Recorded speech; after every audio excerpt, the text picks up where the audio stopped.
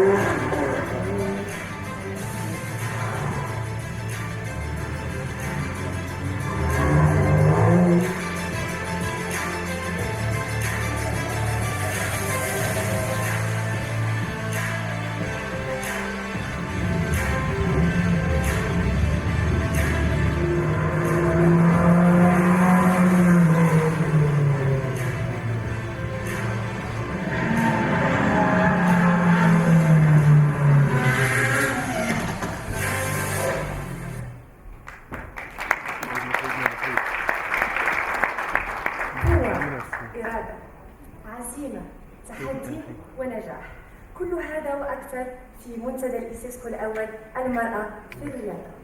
السلام عليكم ورحمة الله، أهلا وسهلا بكم مرة أخرى. معكم هاجر العيدي من الأمانة العامة للجان الوطنية والمؤتمرات بالإيسيسكو، سائقة سباقات محترفة بالمملكة المغربية، حاصلة على عدة جوائز في مختلف أنواع سباق السيارات ومن بينها كارتينج، سلالوم، دراج ريس، سبيد ريسينج. وتعتبر هذه الرياضة حكرا على الرجال.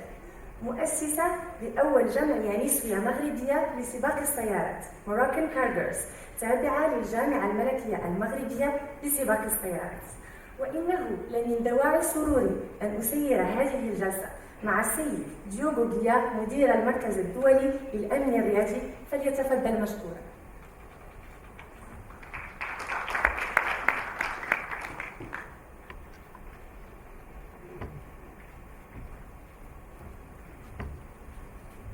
Merci beaucoup, une fois encore. Je suis ému parce que c'est quand même très impressionnant d'ouvrir la porte et écouter des interventions comme ça. Et je travaille beaucoup sur les matchs truqués, sur l'intégrité du sport. Et je dis souvent que l'algorithme se reconnaître qu'on a un problème. Et après, aller pas par pas. Et des exemples, c'est le plus fort.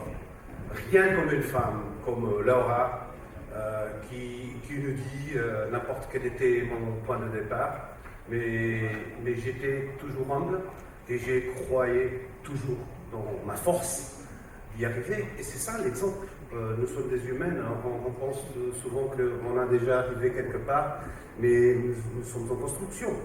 Et nous hommes, nous sommes faibles, nous sommes des petits gamins. Beaucoup de fois, les hommes, par ignorance, ne savent pas quoi faire.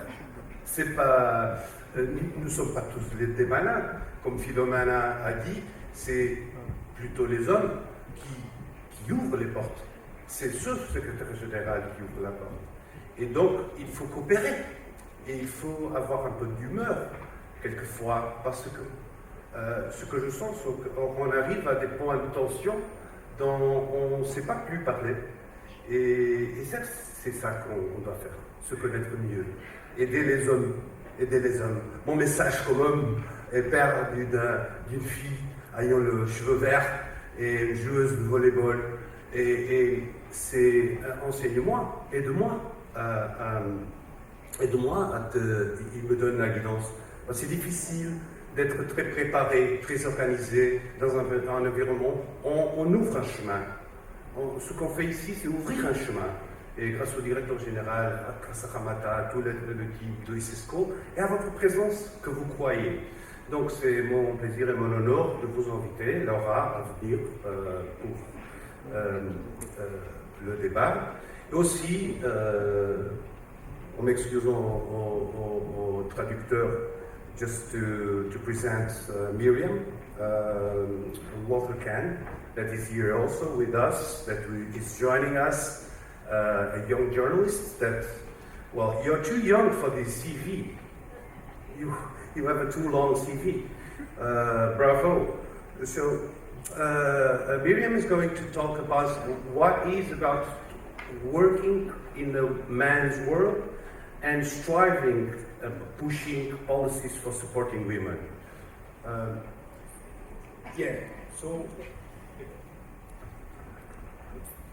كانت من بين المشاركات في هذه الجلسة البطلة المغربية السيدة نزهة بدوان، والتي تعتبر مفخرة المغرب والعالم. تعتذر عن الحضور بالتزامات طارئة، وننتهز هذه المناسبة لنجدد لها شكرنا على مشاركتها في ماراثون الإيسيسكو. شخصية شغوفة جدا بالعمل، تسعى إلى ترك الأثر في كل عمل تقوم به، وتحرص على التطوير وتعشق الإنجاز. تطمح إلى أن تكون نموذجا يحتذى به لكل من يسعى لخدمة مجتمعه وبلده. وهي عضو مجلس إدارة سابق في اتحاد الإمارات للترايثلون، وعضو لجنة المرأة في الاتحاد الآسيوي للترايثلون، ولجنة التطوير والمستقبل في مجلس دبي الرياضي. السيدة أسماء الجناحي من الإمارات العربية المتحدة، وهي متواجدة معنا على المباشر. والآن نمر لامرأة تنحدر من عائلة تحترف تنس الطاولة. نجحت في حصد اللقب الأفريقي ل7 أعوام متتالية من عام 2014 إلى عام 2020. تحتل المرتبة 23 من التصنيف العالمي لتنس الطاولة. حصلت على عدة ميداليات ذهبية. فلنتعرف أكثر على البطلة الدولية لتنس الطاولة السيدة دينا مشرف من جمهورية مصر العربية من خلال الفيديو التالي.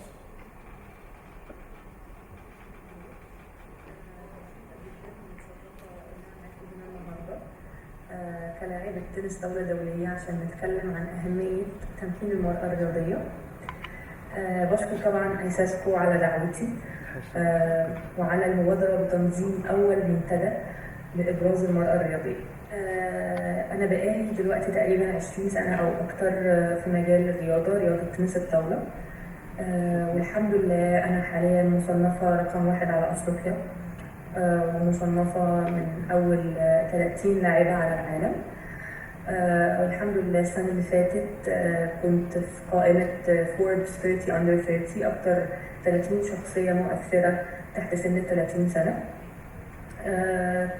الحقيقة أن يعني من خلال طريقي في الرياضة أنا أكيد تعرضت لمواقف كتير وصعوبات كتير، بس في المقابل أنا اتعلمت حاجات كتير وتعلمت قيم أساسية في الحياة، من أهمها طبعا الالتزام، المثابرة، إن الواحد يضحي علشان يوصل للحاجة اللي هو عايز يوصل لها عشان ينجح. وطبعا أكيد برضه اتعلمت أهمية تمكين المرأة وتشجيعها عشان توصل لأي حاجة هي عايزة توصل لها. فمن خلال مبادرة النهاردة أنا مؤمنة إن إحنا إن شاء الله مع بعض نقدر إن إحنا نكسر أي حواجز موجودة ونتخطى أي صعوبات، بحيث إن شاء الله يبقى في مستقبل أفضل للمرأة الرياضية.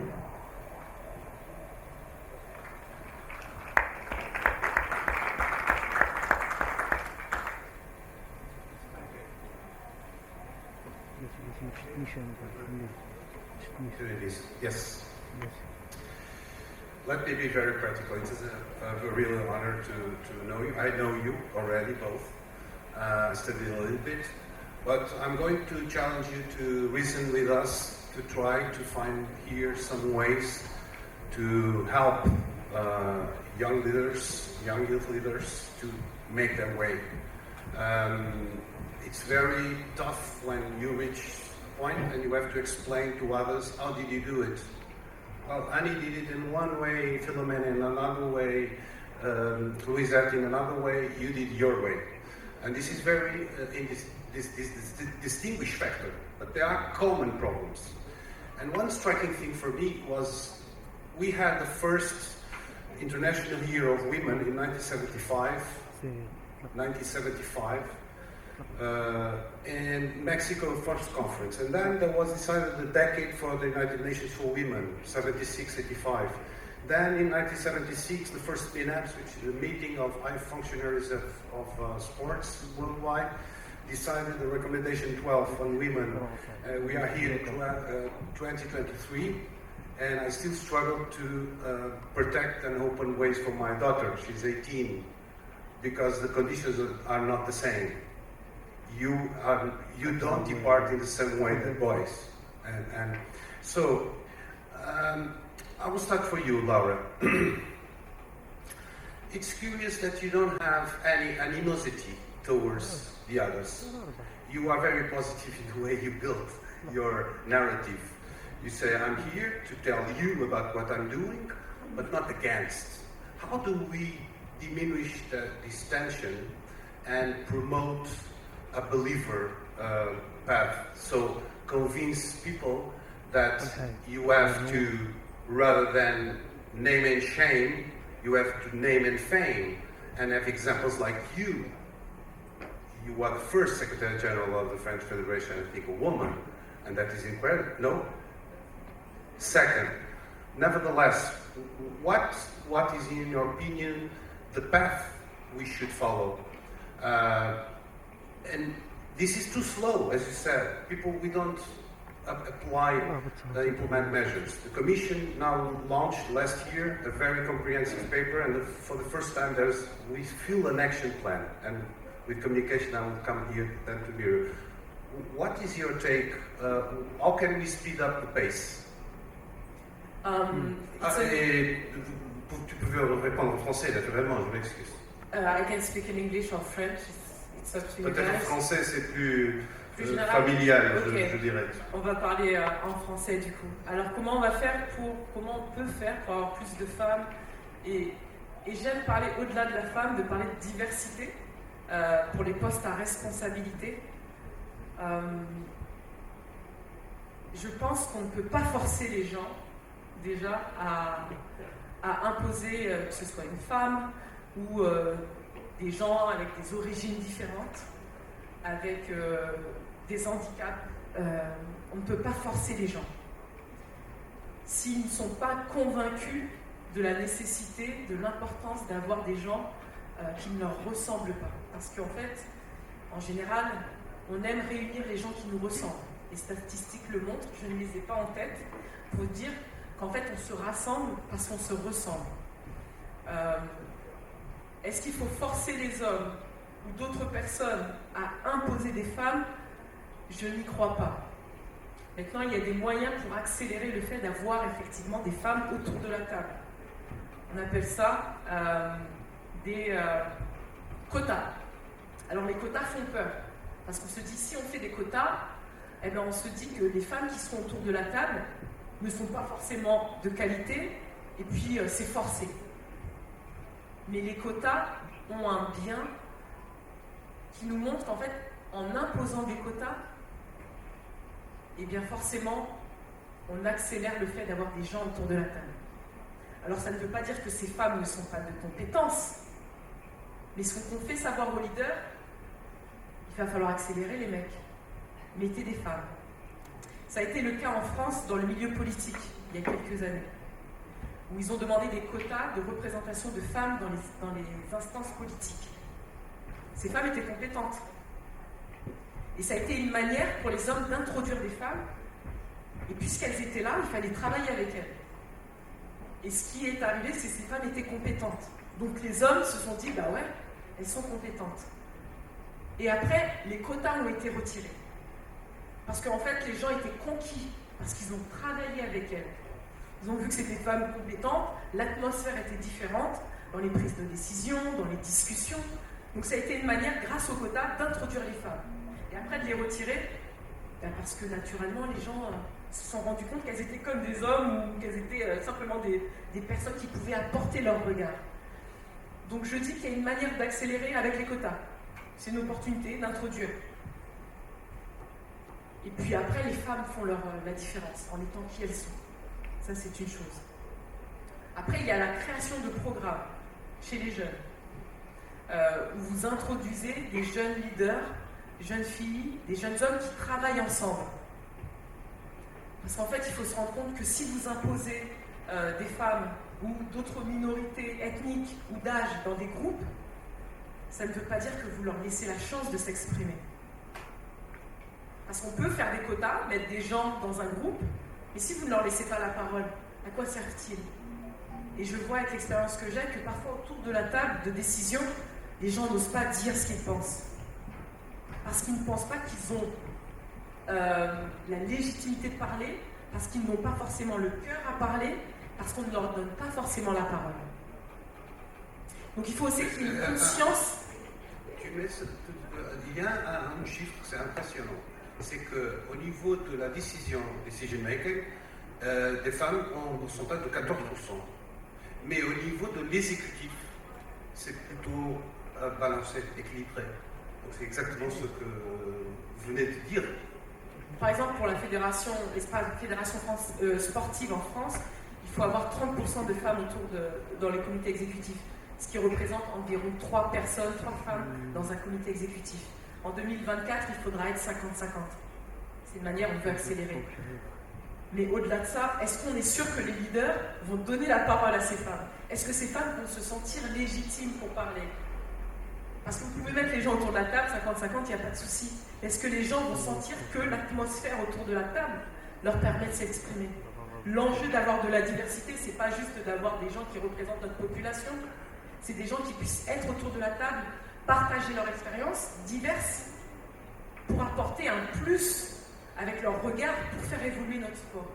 Le football, si je dois prendre comme exemple, eh bien, s'adresse à des jeunes de quartier.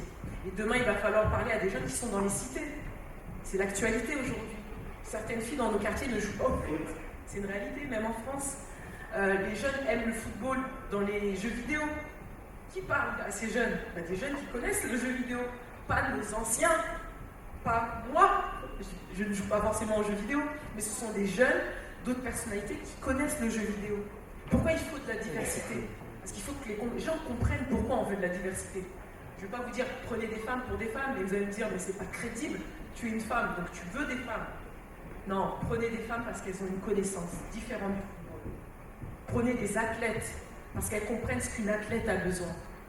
Prenez une personne en situation de handicap parce qu'elle va vous faire comprendre que dans vos stades, il n'y a pas assez d'accès pour des gens en situation de handicap visuel, des handicaps physiques. Prenez des gens issus de la diversité des quartiers, parce que le football, il faut le parler aussi pour les gens qui sont dans le quartier. Il faut que les gens comprennent pourquoi ils ont besoin de tout le monde. Tant que les gens ne comprennent pas, ils ne prendront pas ces décisions. Il faut toucher les cœurs des gens pour que ce soit une réelle raison pour eux d'avancer.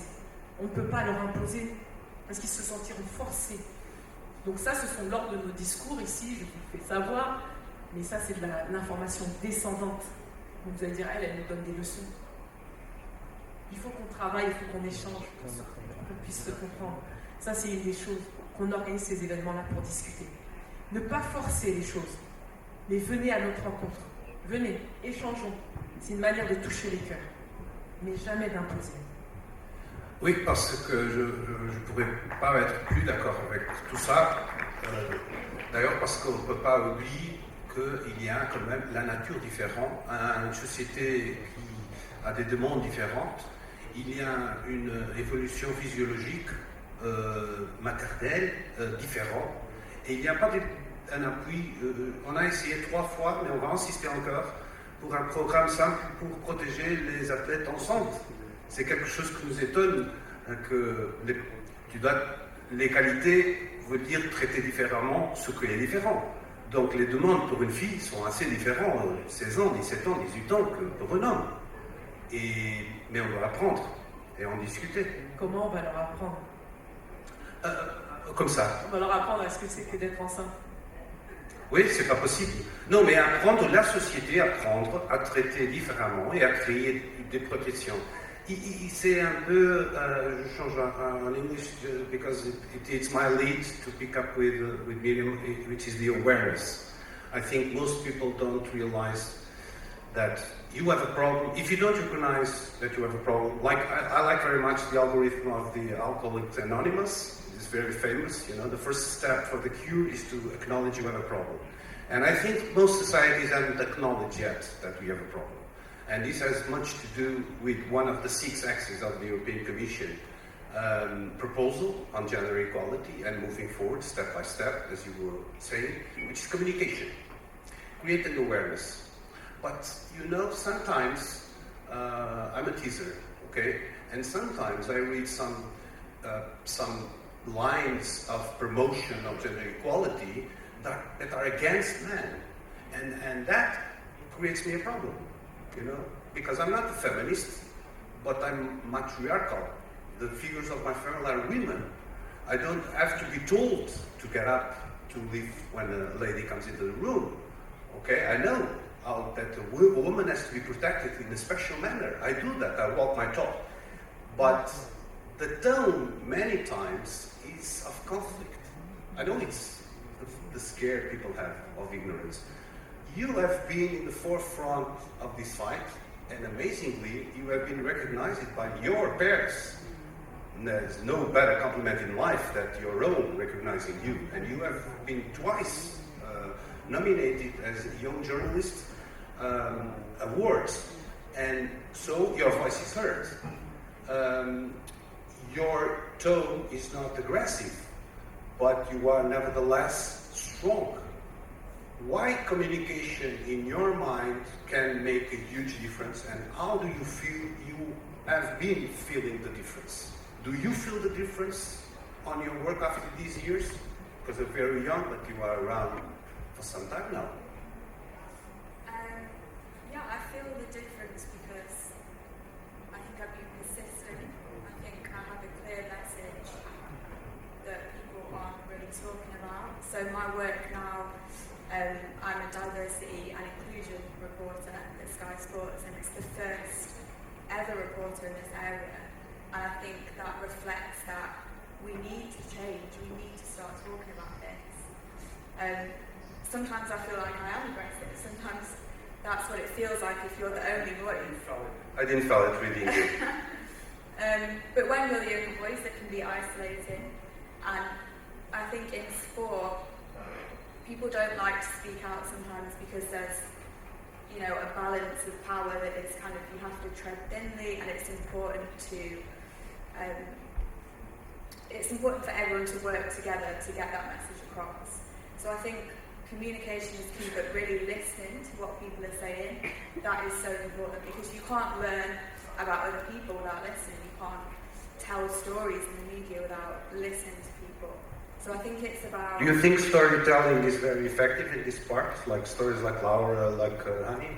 Yeah, 100%. I think hearing everyone's stories today, we all have so much in common, and we all have the same aim. It's just how we spread that message. I think the media has so much responsibility. We're kind of the window to the world for sports fans and sponsors and brands, and without the media, without us telling those stories, it's really hard to get that message heard. And I think it's difficult because there are a lot of communities in the UK in particular who don't trust the media. They don't trust how the media portrays them. So we have to make sure people trust us. We have to make sure we're telling stories in the way that people want them to be told. So yeah, it's difficult, but I think if you can, I feel a responsibility to tell stories to people, because then people get to know individuals. You know, you hear stories, Honey in particular, I hear Honey's story, and I feel like I'll remember that speech forever, because I also have a dad's story. I also grew up playing sport with loads of boys. And you were inspired by stories of others? Yeah, 100%. I think I feel very lucky because I grew up doing athletics, track and field, so I was a sprinter, and it didn't feel like there was an inequality. I played a bit of football, but again, my school was really good at football, so I didn't really feel the imbalance and inequality until I got into the media, and I was always the only woman in the room, the only woman, I'm half Pakistani, the only woman who wasn't white, the only, probably the youngest person by 20 years, and then I felt lonely for the first time in my whole life.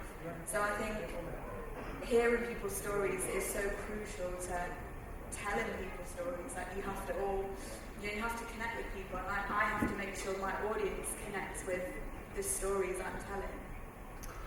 Now imagine you're in London and you got out, you're driving in the road and you're just beaten harsh from behind or left by a Mr. Sunak. Okay, and he really apologized and I'm very sorry. And he wants to say, okay, you have an opportunity now to make something right, not recovering my car, but now you have 5 minutes with Prime Minister Sunak, and he is begging for you to forgive him, so he's open to anything you ask him. What is your priority? What do you ask him, since you are a pioneer, you are the first. Secretary General made the first, you are the first with a role, with that position. So what in your mind you would immediately tell him, Mr. Prime Minister, what you have to do is this? I think first of all I'd ask him for money, not just because he's a billionaire, but because women's sport does not have the funding it needs, and you see we can't do anything without the right opportunities and funding. So, for example, in the United Kingdom, or England in particular, the football team, pretty much every player on the team is white, whereas you look at France, and that team is incredible. It represents everyone. You know, when you're an artist from Martinique, like, it just represents the whole of France. And in England, we have a real problem. We're a very multicultural society. There has never been, at senior level, an Asian woman in the England squad, even though we're a huge percent of the population. Or a Muslim player. There has never, I think in the Euros there was like 3 black women in the whole squad. And I was watching France play, I think it was Iceland, in Rotherham, which I want to hear you say again, because when you said Rotherham it was crazy. But so they were playing Iceland, and I looked at the football pitch, and the French team obviously is amazing, it's very multicultural. The Icelandic team had a black woman on the team, and that was more visual diversity on that team than the England team, and that really shocked me that Iceland had more diversity than England. So you look back to the reason. Sorry to go to Rishi Sunak. You learn by seeing. If we are exposing people to have experience, we learn. 100%. And this is what we men are asking. Please guide us. So the main reason that in England it doesn't represent the nation is because the money in women's football and girls' football in particular does not exist. So we have regional talent centres, like 50 across the United Kingdom, and they are really far from the inner cities where there is more diversity and more cultures. So it's kind of like the rich kids, the kids with parents who can drive them for an hour, they can access these areas. But anyone else, they can't just, you know, I came from a single parent family. My mum did not drive me to training every day. I have to get the bus and the train and everything. So if you don't have parents who are able to provide for you, you don't have it. So in women's sport, the funding is not there. In boys' football and academies, they'll get a taxi, a bus to go to training. It doesn't exist in women's football, so funding is key. I would love to start a new debate now, because I was in government in Portugal, and my obsession in relation to support grassroots sport is transportation and mobility. But let me take this opportunity to say to the politicians, political leaders, to governments, to federations, we need investment in gender balance. We cannot make omelets without eggs, so we need to invest. ICESCO investing. This is all dedicated to this subject. This is what we need to do. Replicate good practices. One of the 8 axes of the European Commission for gender balance in the very comprehensive report of 2022 is financing sports organization, create budgets with a gender perspective. So, Mr. Sunak hopefully will open the pockets for you and your car is not too damaged. Laura, Monsieur Macron, quand même, il bouge pas si vite, mais il bouge quand même au milieu de Paris et un accident devient. Et il vous reconnaît, c'est une figure publique bien connue.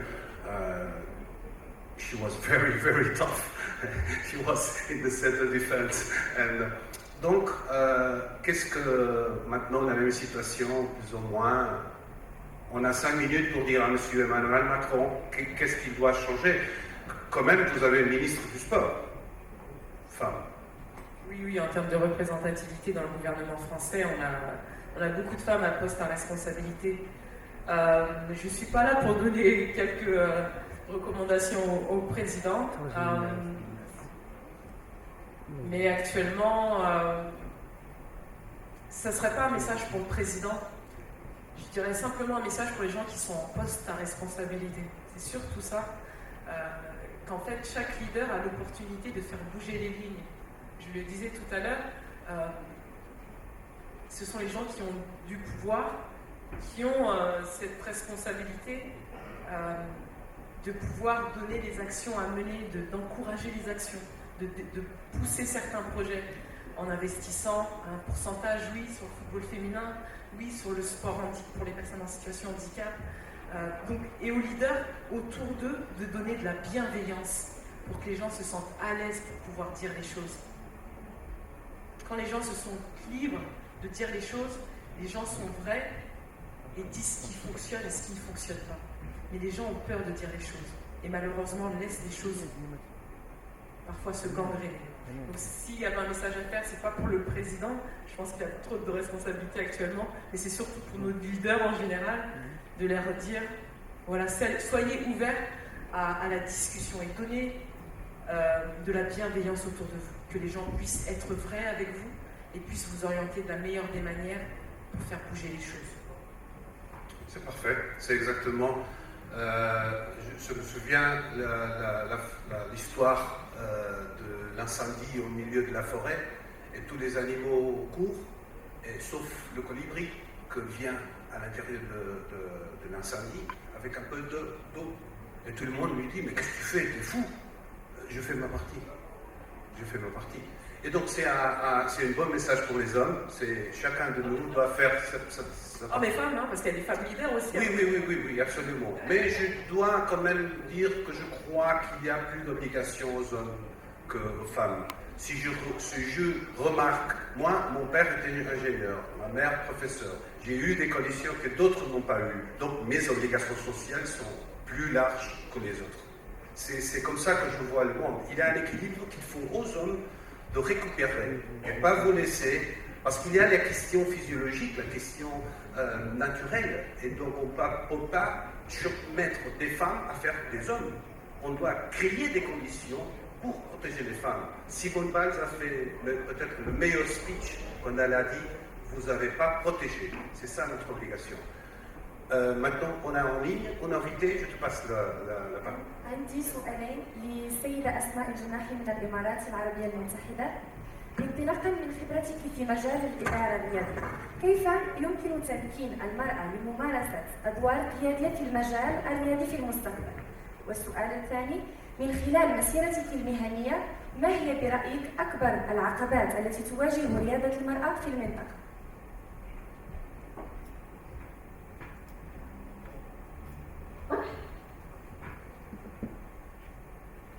نعم. شكرا جزيلا لك الأخت هاجر، أنا سعيدة بتواجدي معكم اليوم. وأوجه تحياتي لجميع السادة الحضور، أعزائي الحضور، أصحاب السعادة والمعالي، سيداتي سادتي، يسرني ويشرفني أن أحظى بفرصة المشاركة اليوم في هذا المنتدى، وأود أن أتقدم بجزيل الشكر لمنظمة العالم الإسلامي للتربية والعلوم والثقافة على رأسهم معالي الدكتور سالم بن محمد المالك مدير المنظمة على منحي فرصة المشاركة في هذا المنتدى، وأشكركم على طرح هذا الموضوع الهام جدا والذي يستحق أن يليه كل الاهتمام. أرجع لسؤالك أخت هاجر، قلتي لي انطلاقا من خبرتي في مجال الإدارة الرياضية كيف يمكننا تمكين المرأة لممارسة أدوار قيادية في المجال الرياضي مستقبلاً. من وجهة نظري أن على المرأة أن تثق بكافة إمكانياتها وأن تبادر بممارسة دور فاعل في الأندية والمؤسسات الرياضية ومجالس الإدارة. ثقة المرأة في إسهاماتها هي التي تجعلها أمام عين القيادة على قدر العطاء، وعليها أن لا تنتظر ترشيحها أو تزكيتها، بل عليها أن تبادر. المسؤولية اليوم تقع على المرأة لتدفع في اتجاه التواجد على هذه الساحة، واليوم أكثر من أي وقت مضى نرى رياضيات وإداريات إماراتيات وأيضاً عربيات تتوفر فيهن كل مقومات النجاح بشتى المجالات. وأنا مؤمنة أنه عندما تتم ترجمة قيم التعاون والتسامح والمنافسة الشريفة التي نتعلمها في الميادين الرياضية، عندما نحولها إلى قيم مؤسسية، سنبني جيلاً جديداً من الإداريات والقياديات النسائية. وبالنسبة إلى سؤالك الثاني، سألتني عن بعض التحديات أو العقبات اللي تواجه رياضة المرأة في المنطقة. أعتقد أن احنا كلنا جميعا نتفق على صرامة العادات والتقاليد الاجتماعية الأسرية المحافظة ربما تكون أحد أكبر العوائق. وهناك أسر لا تحبذ أن ترى الفتيات الرياضيات تشارك مع الرجال وبتواجد الكاميرات تحديدا ونشر صورهم في الصحف المحلية. قد يكون أيضا نقص المدربين والمدربات المؤهلين لتدريب النساء بشكل خاص، عدم وجود أقسام مخصصة لممارسة الرياضة في المدارس والكليات، عدم وجود فرص كافية لتوظيف المرأة في المجال الرياضي. ولكن من وجهة نظري أن العامل الأهم هو الإعلام، فعدم تركيز الإعلام على البطلات المحليات بشكل كافي قد يكون له أثر سلبي. من وجهة نظري أن الدعم النفسي والتوجيه من خلال الإعلام راح يفيدنا أن احنا ندعم اللاعبات. اللاعبين واللاعبات يقضون منذ طفولتهم حياة مختلفة، ساعات تدريب طويلة، نظام غذائي خاص وقد يكون متعب أحيانا، عدم القدرة على التواجد مع الأهل والأصدقاء في العديد من المناسبات الاجتماعية. كل ذلك يحتاج إلى توجيه ودعم نفسي مستمر. وجانب من هذا الدعم النفسي يأتي من خلال الإعلام، ولكن كيف؟ من خلال التركيز على إعلامنا والتركيز على تواصلنا مع اللاعبين ومع الأندية والمراكز الرياضية بطريقة إيجابية. فعوضاً عن تبني ثقافة اللوم والعتاب والتركيز على التحديات، علينا أن نبني ثقافة التقدير والتحفيز. لربما يشعر البعض أن هذا الحل بسيط وغير معقد وبالتالي لا يحل المشاكل والتحديات التي تطرح دائما على الساحة الرياضية، وقد يشعرون أنه ليس الحل لتحقيق طموحاتنا الرياضية، ولكن أنا أتوقع أن أصعب المشاكل حلولها بسيطة، وهذا الحل البسيط هي الحلقة الناقصة في نجاحاتنا الرياضية العربية، وهو كما ذكرت عوضا عن تبني ثقافة اللوم والعتاب في إعلامنا، علينا أن نبني ونتبنى ثقافة التقدير والتحفيز ومنح لاعبينا ولاعباتنا الثقة. هذا من وجهة نظري، فأتمنى يعني السادة الحضور يوافقوني على هذا الرأي. شكرا جزيلا سيدة أسماء، والآن أترك الكلمة لسيد اليوم. Thank you very much. We are fully in line with that. We were talking precisely about this exchange of good practices and learning by doing, learning by being. Also, facing exposition to examples, to good examples. We are about to wrap up. I had the most easy job today because you are amazing and you just show why you have came to make a difference in your world, but you are making a huge difference in the world outside each of you. So thank you, grateful for learning that. I've been challenged to take the opportunity to, as we have here, Amir Kanu, in a very challenging environment. The question that I was asked to ask you was, how are you making your way to protect women and girls? I would say that your statement is your presence here, for starters. But in any case, if you would honor us with some words about what is your vision and what you have been working on to protect girls and women and foster their role in society in northern Nigeria, because you are already renowned by that. Thank you.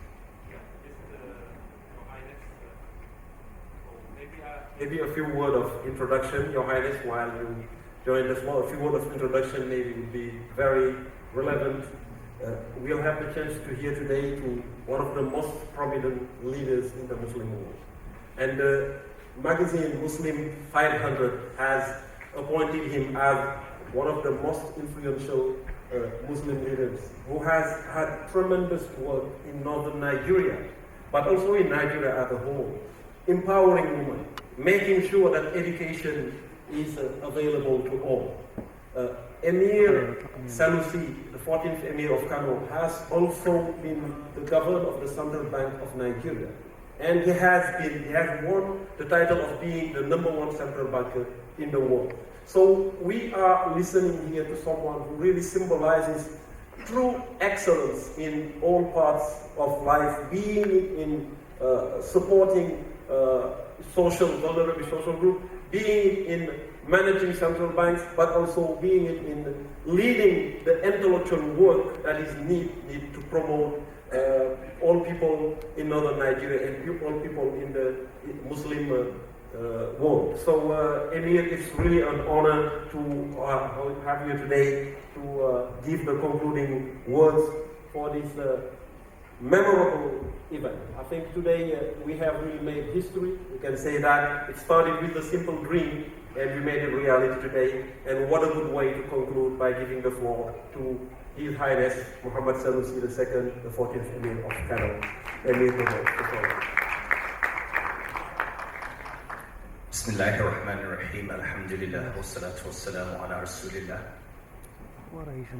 Let me begin by thanking the DG and ICESCO for this, well, I wouldn't call it an invitation, it's more like an ambush.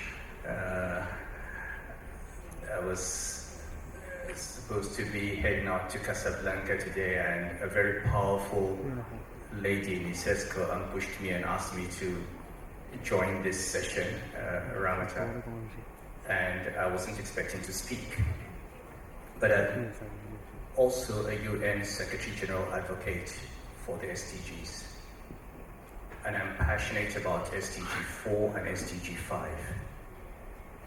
And so the question of women has been close to my heart for a long time.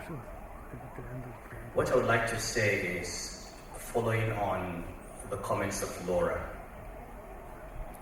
we often underestimate the importance of the political in this question and of the education of leaders.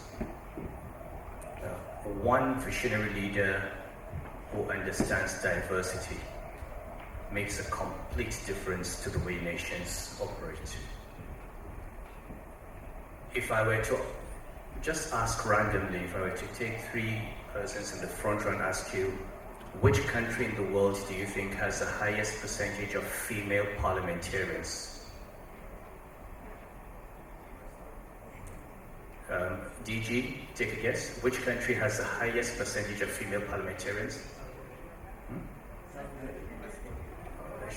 You said what? Saudi Arabia. Okay. Hani, what country do you think? Okay, so Rwanda, 64%. And that's basically just a leader. And from my experience, I find that most men in leadership positions, sometimes it's not that they don't like women or they just think like men. They don't stop to say, wait a minute, are we really being fair? So I'll give you an example from my banking life. When I became governor of the Central Bank, we decided to declare 2012 the year of the woman in banking. And then we started asking questions about what we have done or what we have not done as far as women were concerned. And there are minor things that you never think about. We built bank branches, you have these, that's on diversity in general. For example, you put bank branches, you have all these security gadgets where people go through, and you find that every branch in the country cannot admit anybody on a wheelchair.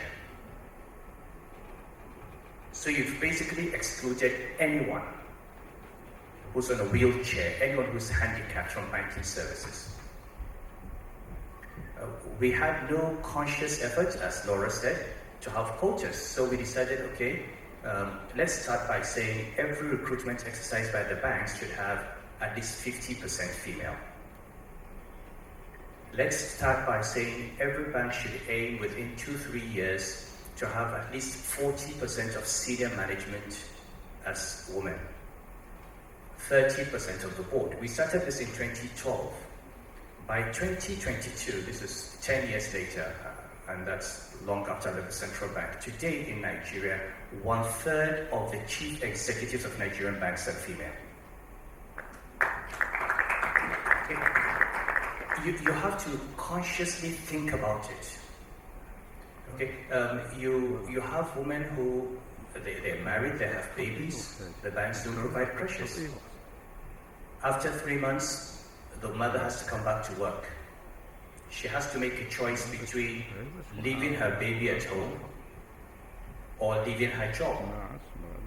And there are no conscious attempts to make her. I remember when we were talking about having nursing mothers work online.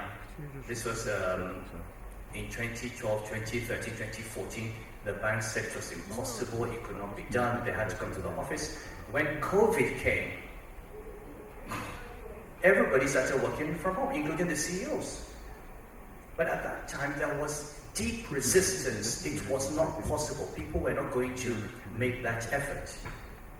You have a female staff, she has to travel all over the world, she has a baby, you make no arrangements for her to travel with her nanny. So you need leaders who consciously say, what are the bottlenecks, what are the things that block women get in the way? And politics is very important.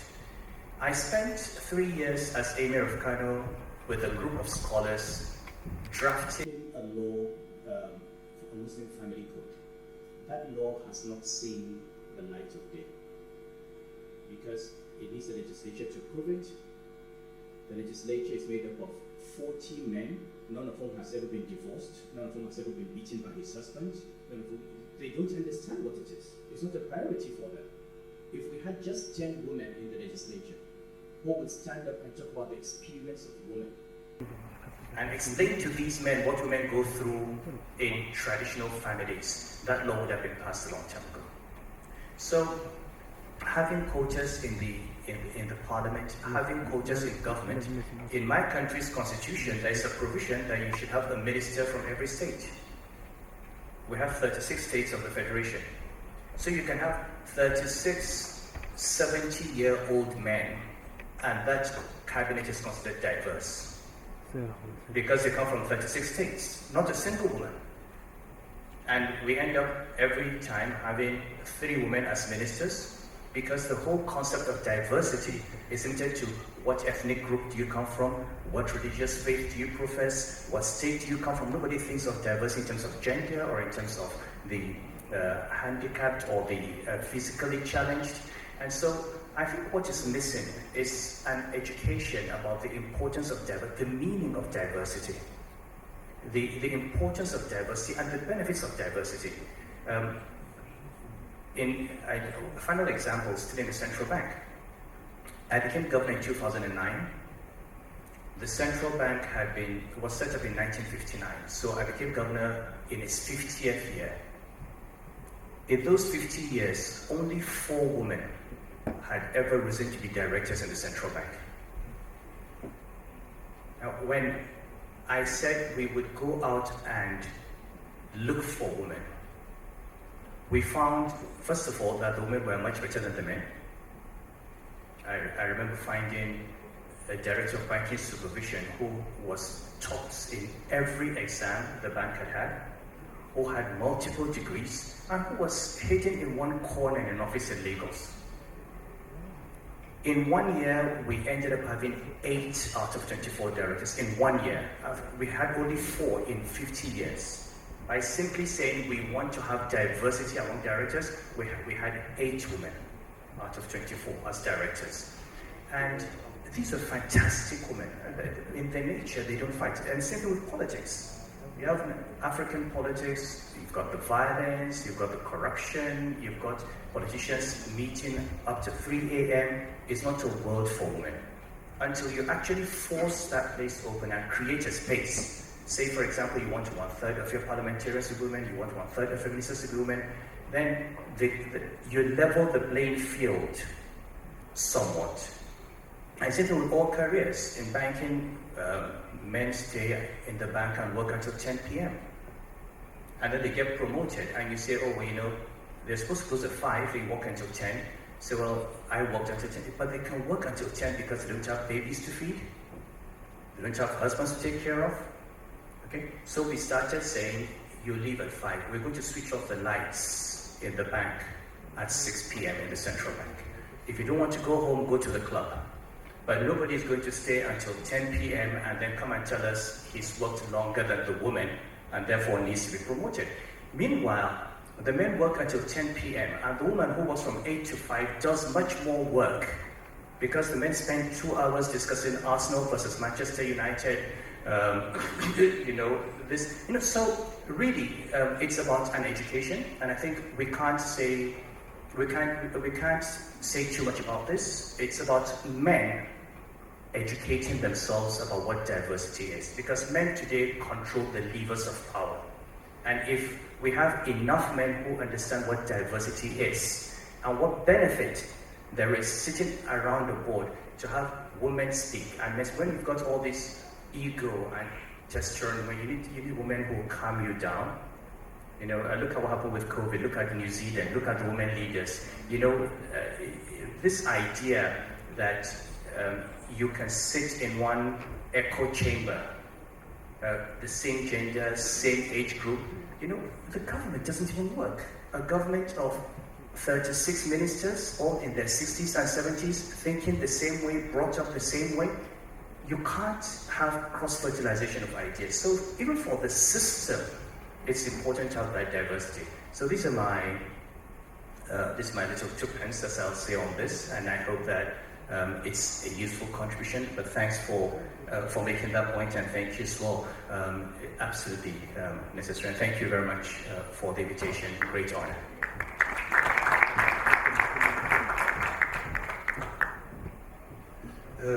Dear Amir, I have to say 2 things. The first, you have the most beautiful shoes in the room. The second, and I'm proud to have Portuguese leather shoes, very good, but I was smashed by you. Secondly, as a lawyer, let me tell you that your kidnapping was absolutely justified. We needed to hear this, so I think you will forgive Ramata. I have not much words to wrap up. Except thanking you, honestly. I would like to develop the question of quotas, like with Laura. I think we have to move that way. There is no other solution. I'm against quotas because of the reasons you said, that people have to worth what they're worth. But I think the time is not yet come to not having quotas. So we need quotas. And nothing like the example you gave, and the example of the Secretary General, that had a goal and a mission. And allow me to conclude with one of my mottos of life is, let's put goals high, ambitions high, and be humble in the process, building together. Merci Excellence pour ce partage d'expérience du modèle nigérien et surtout sur votre modèle de leadership pour positionner les femmes. Merci encore de la présence.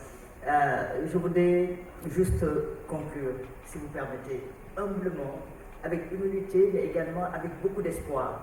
Nous avons parlé de modèles, nous avons parlé de beaucoup d'efforts à faire, mais permettez-moi de dire que aussi ICESCO a un modèle innovant, efficace, et je pense aussi très visible en termes de leadership des femmes. Aujourd'hui, nous sommes à 50% de leadership en termes d'équité, hommes et femmes. Et là, vraiment, juste quelques applaudissements pour cette vision. Ça, c'est très important. Donc aujourd'hui, nous avons eu une rencontre, c'est le premier forum, mais qui nous donne beaucoup d'espoir. Beaucoup d'espoir quant à un avenir meilleur, fait d'égalité, d'équilibre et de beaucoup plus de social justice pour les femmes, pour les hommes, pour les populations qui vivent avec un handicap et pour les populations qui vivent à ce jour aussi des désastres tels que des guerres, des catastrophes naturelles. Donc, mais devant aussi, nous avons beaucoup d'espoir parce que nous avons la Coupe d'Afrique qui va bien se tenir en Côte d'Ivoire. Nous avons la 9e Coupe féminine de football qui va se tenir en Australie. Et nous avons également les prochains Jeux olympiques de la jeunesse qui vont se tenir au Sénégal. Donc d'ici là, je pense que nous aurons un common roadmap pour pouvoir avancer et mieux positionner la question des femmes au sport. Merci encore, Excellence. Merci à tous nos leaders. Merci, doyen Jamal, qui bientôt aussi va introduire la question du sport au niveau académique. Et là, nous sommes disposés à travailler avec vous. Merci encore et bon vendredi. Excellence, vous voulez dire un dernier mot pour some words, please, Excellence? Final conclusion, please.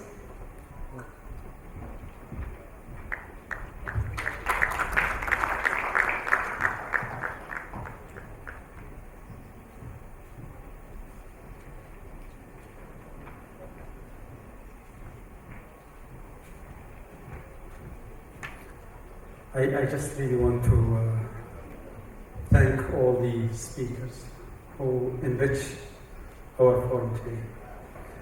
And let me tell you one thing, that in ICESCO today we have 50% of our leadership are women who really brought light, quality and outstanding work. The other thing is that we moved into having ICESCO to promote our youth. So today we are close to 30% of our workforce are youth who are below the age of 30. And this is really have brought a lot of life, energy, plus putting sport as one of our main pillars. Once again, I would really welcome all of you.